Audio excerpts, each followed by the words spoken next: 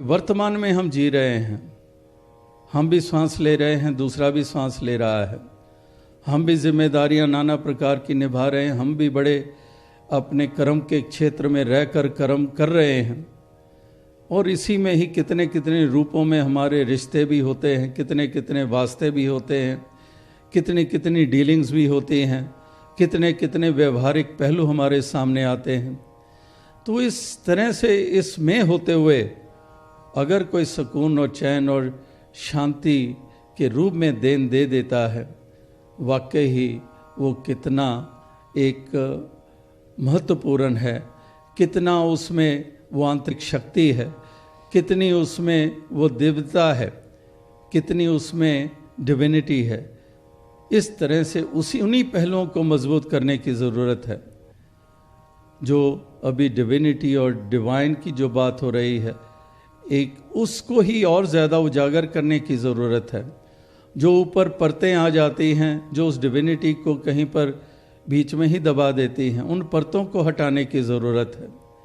कि एक तालाब आप अक्सर देखते हैं, उस तालाब में पानी होता है और लेकिन उसके ऊपर वीड्स या बूटियाँ सी उग आती हैं और हम धोखा खा जाते हैं, सोचते हैं कि ये तो बूटियाँ हैं, ये तो पत्ते हैं, और उस पर कदम रख देते हैं और एकदम से नीचे पानी होता है और भीग जाते हैं।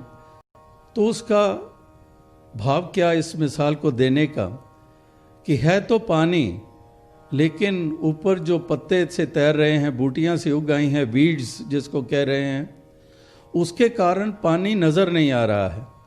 और उसको ज़रा एक तरफ हटा देते हैं उन वीड्स और बूटियों को, तो पानी सामने फिर हमें नज़र आना शुरू हो जाता है और उसी पानी में हम अपनी शक्ल भी देख पाते हैं।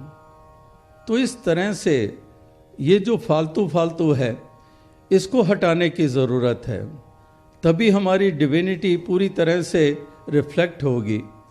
और उसी के लिए ही महापुरुष संत जन प्रेरणा देते हैं सत्संग की तरफ, सेवा की तरफ, सुमिरन की तरफ, ताकि वाकई हम उस डिविनिटी को प्रकट करें अपने एक्शंस के द्वारा, अपने व्यवहार के द्वारा, और जो फालतू है उसको एक तरफ करते चले जाएं, उसको हम एक किनारे लगाते चले जाएं, उसको हम कायम ना रखें, उसको बरकरार ना रखें। दिव्य वचन।